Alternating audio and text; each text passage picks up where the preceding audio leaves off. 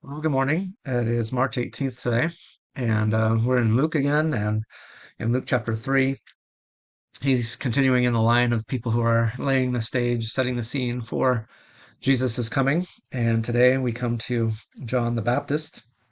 I think there's an interesting kind of set of contrasts in here. You've got people who are disapproved of a bit with Caesar, Pontius Pilate, um, and then a brood of vipers who's coming out into the wilderness to be baptized.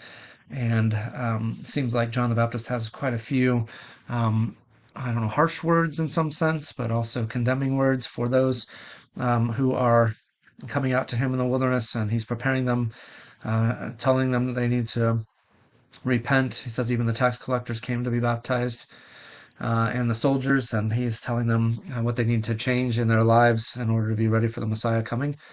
And then that's contrasted with sharp imagery with Jesus coming, and then the Holy Spirit descended on him in bodily form like a dove. And then a voice comes from heaven, "You are my son, whom I love. With you I am well pleased."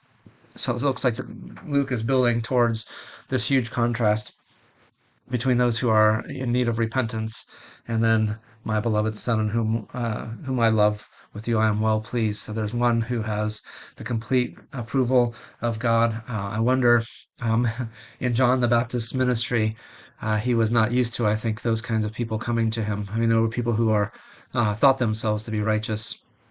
I think there were people who were seeking to be righteous as well, and maybe did really repent, authentically repent.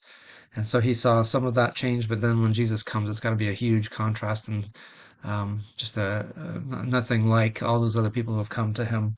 And I wonder how he would have reacted to this Holy Spirit coming down on Jesus here. Again, I like how Luke introduces us to a lot of different characters who are setting the stage here in ways that none of the other gospel writers do for us. And so it's a great deal of color that Luke adds to our understanding here. So really appreciate that from him.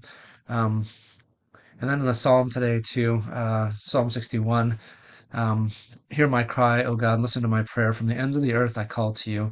I call as my heart grows faint. Lead me to the rock that is higher than I. And I think there's a great deal of humility that is expressed by that. Lead me to something that I need at this point, something that is higher to me. For you have been my refuge, a strong tower against the foe. So there's a hope in God in contrast to the whole world around us, and an expectation that God is going to hear when we cry and listen to our prayers and lead us to what we need to provide shelter and safety, even in times of difficulty. So I love these two things kind of back to back here in our reading for today. That's it for today. We'll see you again tomorrow, Lord willing.